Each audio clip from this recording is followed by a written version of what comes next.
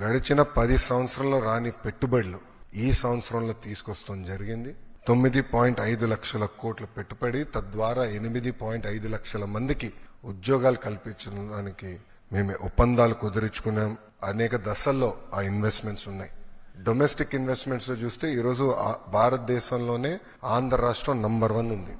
16% domestic investments లో ఆంధ్ర రాష్ట్రానికి వస్తాం జరిగింది.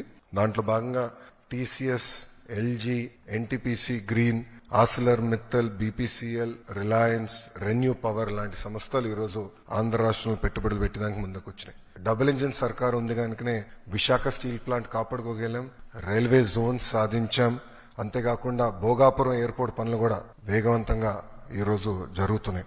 మీరు చూస్తే ప్రజాప్రభుత్వం ఏర్పడిన తర్వాత ఒక పెన్షన్ లోనే భారతదేశంలో ఏ రాష్ట్రం ఇవ్వని విధంగా మేము ఇస్తున్నాం. వృద్ధులకి 1000 రూపాయలు పెంచాం, వికలాంగులకి 3000 రూపాయలు పెంచాం.